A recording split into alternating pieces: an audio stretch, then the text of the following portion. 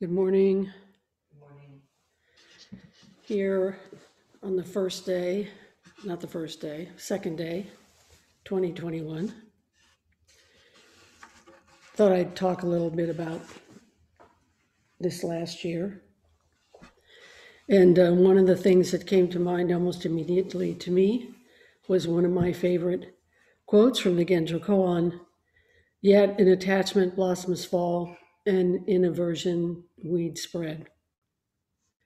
So that kind of sums up today, what I want to talk about today. Our Annus Horribilis 2020. So in Buddhism, we have a teaching called the three marks of existence. Japan, these are expressed with the word Sanboin, which means the three foundational teachings of Buddhism. So the three teachings of Sanboin are Shogyo Mujo, impermanence, Shoho Muga, no inherently existing self, or no self, and Nehan Jakujo, nirvana as the state of equanimity. So in some schools of Buddhism, there is a fourth mark, in Japanese called ku, which we are more familiar with the Pali word dukkha. Dukkha is often translated as suffering, but I think dissatisfaction is closer to the meaning of the word. So 2020 was a masterclass in Sanboin, impermanence, letting go of attachment to self, and the ups and downs of our response, sometimes nirvana, sometimes samsara or dukkha. Here in California, we had massive fires. I remember the night that the lightning started, we were woken up by the sound of the lightning and looked outside, and you could see the lightning strikes going all the way down to the ground, down to the ocean. It was very dramatic. You could hear it moving from, in our case, from the left to the right as it moved north. Little did we know at the time that it was the cause of massive wildfires in our area and throughout, ultimately we had massive fires throughout all of Western the United States. Those fires resulted in evacuations, death, people losing their homes. This year, our political stability has been and may still be in jeopardy. And of course, people are very polarized. Our attention has been drawn to the murders of African Americans by the police, more than many people were aware of. And then, of course, finally, there's COVID. The pandemic has left in its wake evictions, loss of businesses, food insecurity, job loss, isolation, a greater economic divide between those who have prospered and those who have kept their heads above water, and those who have been swept away by insecurity and loss. There is trauma, there is death. There are the inconveniences of the loss of freedom, standing in line, wearing masks, not celebrating holidays the way we're used to. It has been a year of flowers falling, weeds spreading, impermanence. It has been a year of reevaluation of who we are as individuals and who we are as a nation. In short, in many ways, it has been a year of suffering and samsara. So I would say that our life in the last 10 months has brought home to all of us that we do not have a guarantee of stability. The things that we took for granted in our lives, we can no longer take for granted. Of course, this has always been true, but at this time, we cannot avoid seeing that impermanence is all around us. It is us. We have all experienced major changes in our lives, And if we are in the cusp of holding on to financial stability or food insecurity, it's been catastrophic change. And for more than 345,000 people in the United States, the year of 2020 has been a year of COVID and their families and friends who have died, people who have died from COVID, their family and friends. This is the ultimate of impermanence. I would say, as Buddhists, we are interested in what Buddhism has to say about how do we respond to this kind of uncertainty.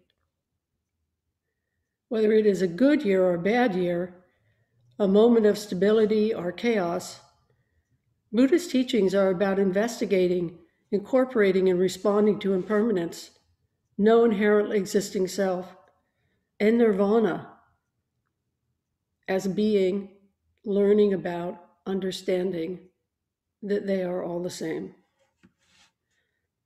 Sometimes we turn to the teachings with a mind of need and desperation. We say, please, what can I do? How can I come back to the teachings? How do I take refuge? How do the teachings support me? Sometimes we can remember to just practice the teachings moment after moment after moment, continuously.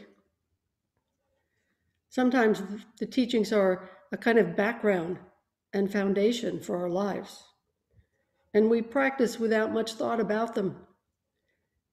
But sometimes we cling to them like a raft tossing on the ocean's wave. So impermanence means that things change. Because impermanence just refers to the world being process, interbeing, interconnection. Without this impermanence, there would be no life. Life is impermanence. Impermanence is not just about all the things we don't want to happen and maintaining all the things that we want to keep the same. Impermanence is the very essence of life. No inherently existing self just means the impermanence of the self. The self is not separate. We are causally connected and causally related to all beings and the wheel of life's processes. And thank goodness that we are. We experience sickness, health, happiness, grief, coming and going, birth and death. And when we don't understand and can't incorporate these truths, we suffer.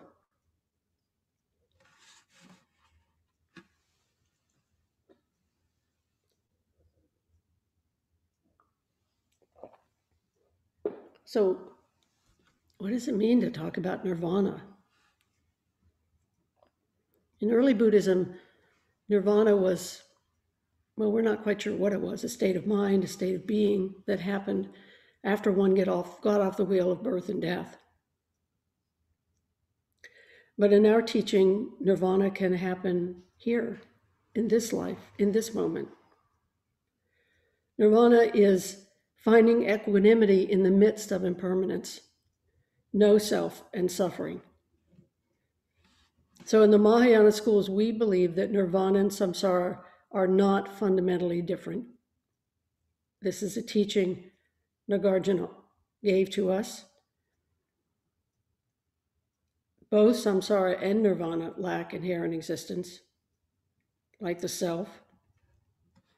Dogen expressed this in Shoji when he said, birth and death are nirvana.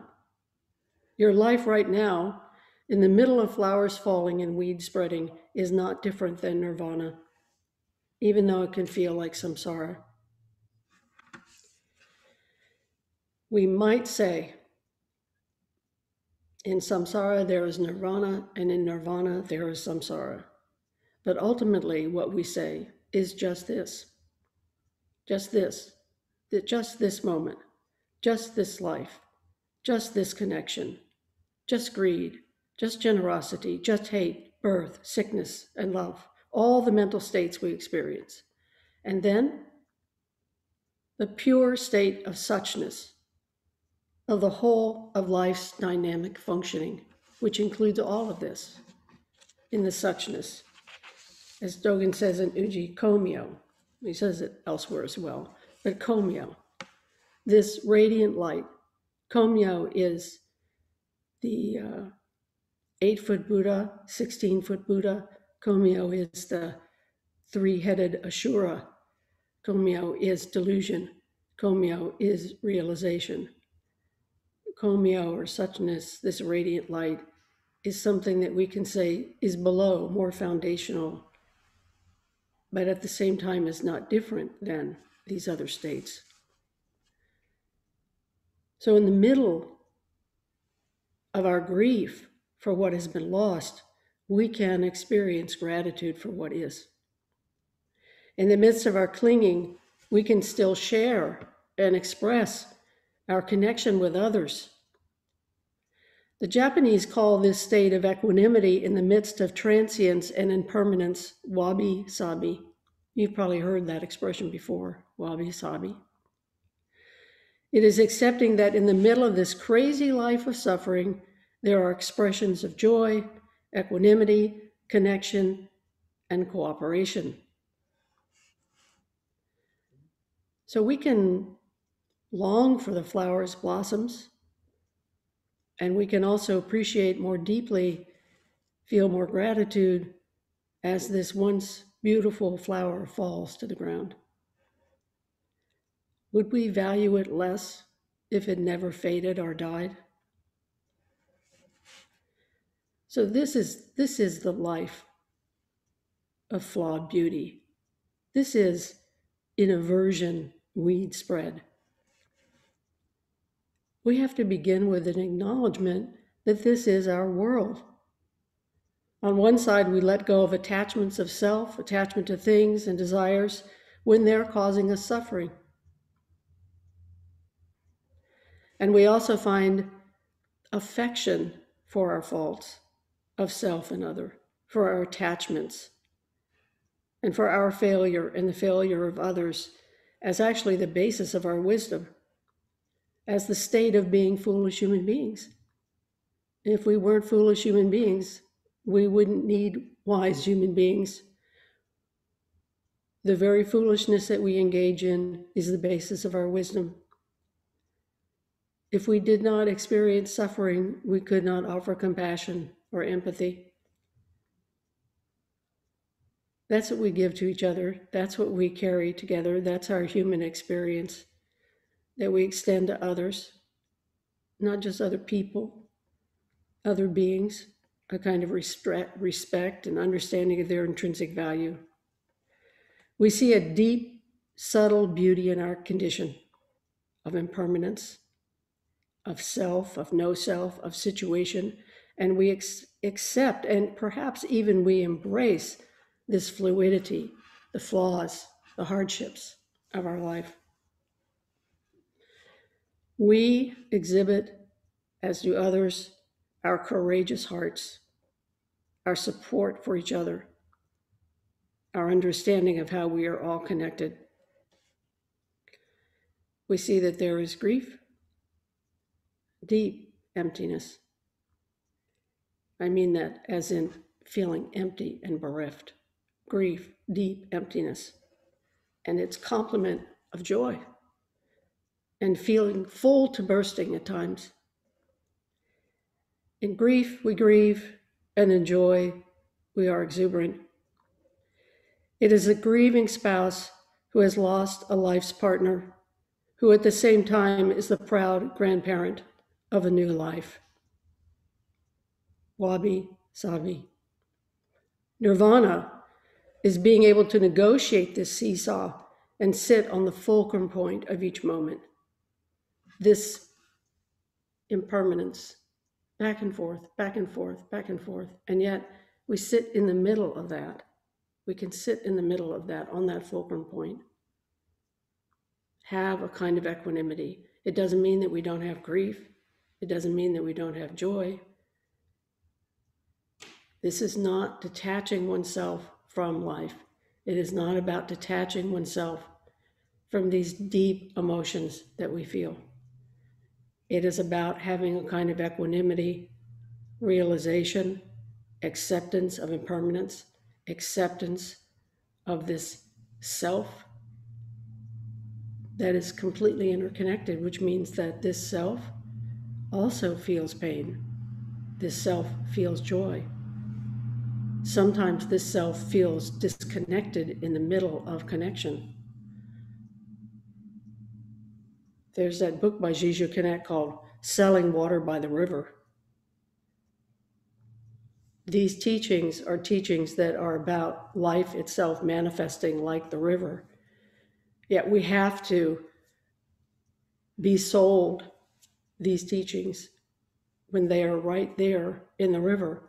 But how do we get in the river? How do we get wet? First, we have to realize that it's okay to get wet. It's okay to fall right into the river, totally into the river, totally covered with water, totally feeling like you're drowning, and coming up for a big breath of air. Helping each other to come up for a big breath of air. This is impermanence and no inherently existing self.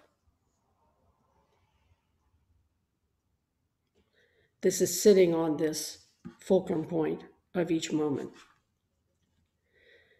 So along with these three foundational teachings of Buddhism, Sanboin, there was also San-ki, or the three refuges, Buddha, Dharma, Sangha.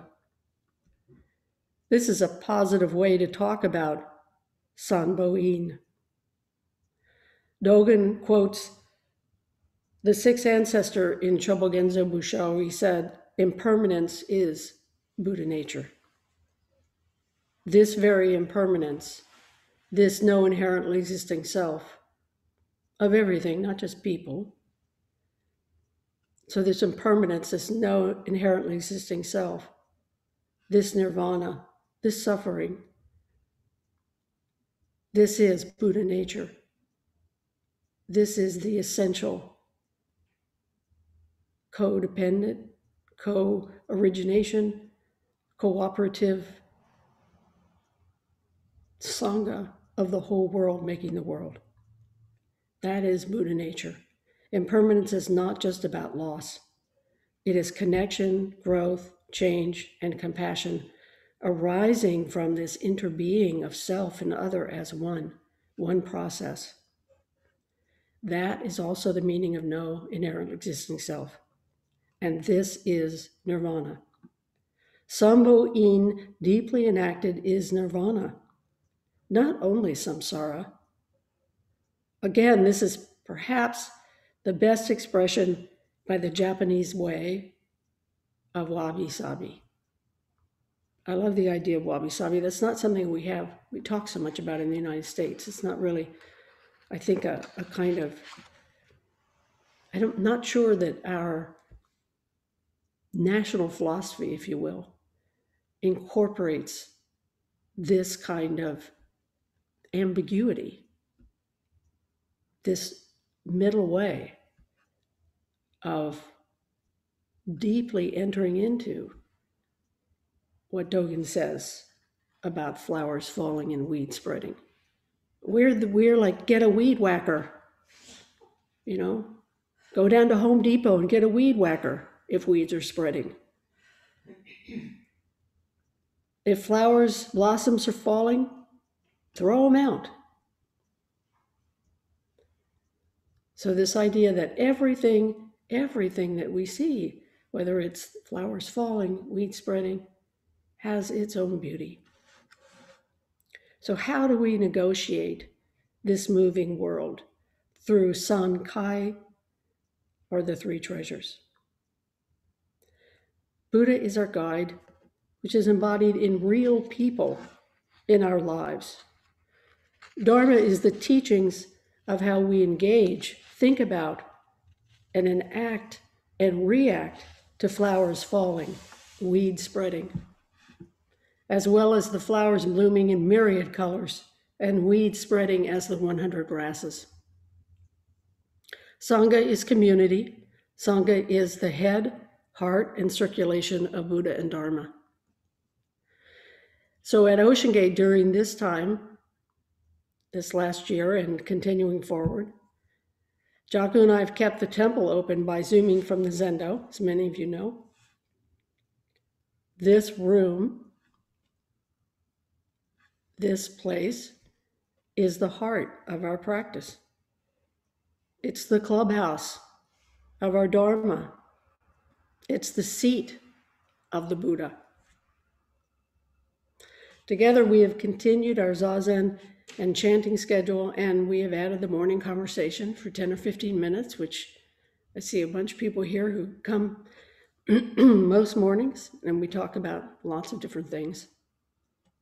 And I think we have developed a deep intimacy with each other. So we have shared our lives with each other at this time, but not just the people who come to morning Zazen. I'm looking at the screen and I see many of you, or some of you, don't come, and we're still, this together, Gasho together. This is interconnection. This is myriad things coming together. This is, thank you very much.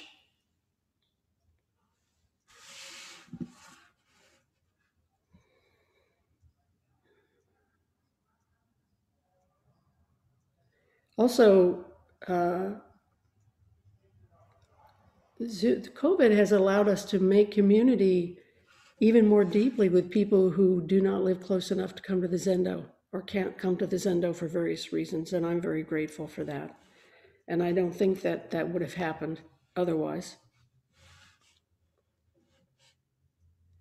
So this year, if COVID continues, it will probably wind down in the spring if things go well. We'll probably have a huge surge of contagion from the holidays, which will continue to overrun our health system and overwhelm those who work to save our lives. There will be more death and loss and suffering.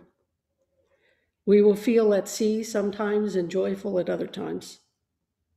We'll cry, we'll laugh, we'll grieve, just as it has always been.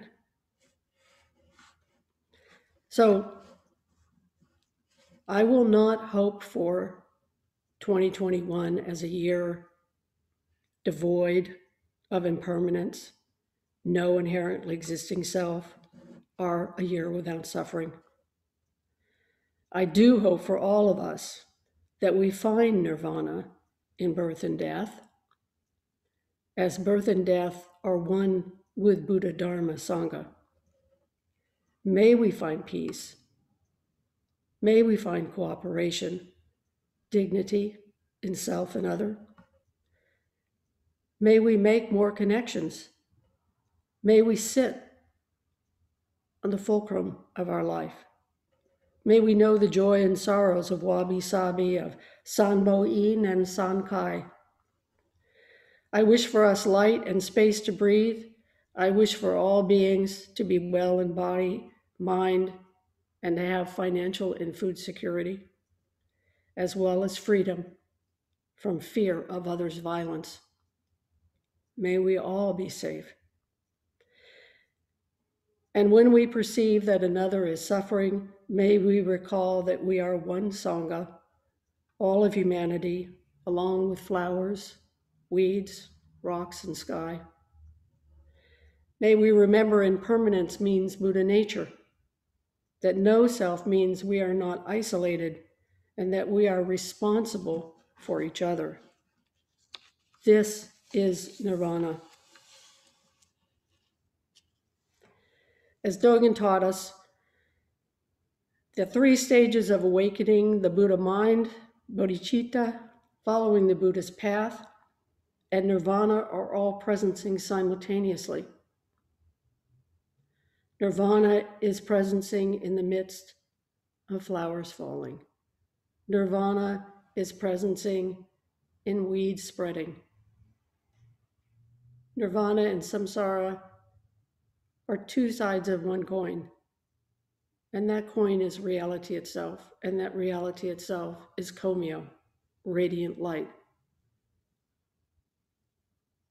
In the midst of all of this, that is true. And if we can't find it, that's okay. If we can't find it today, that's okay. If we can't find it in this moment, that's all right. Because if we know in our heart that it's there, we will see it. It will become the support and the ground that we are able to stand up using. So this bodhicitta, path, and presencing are all simultaneously functioning in this moment and the next. If we can recall our intention, if we can recall the true, deepest meaning of interconnection, process, and causal inner being, if we can recall our vow with all beings trying to help each other to nirvana as this very life of birth and death. So I'm going to end by saying that may we welcome the new year. May we hear the vast and magnificent voice of the Buddha resounding in the sound of each moment's arising. Thank you.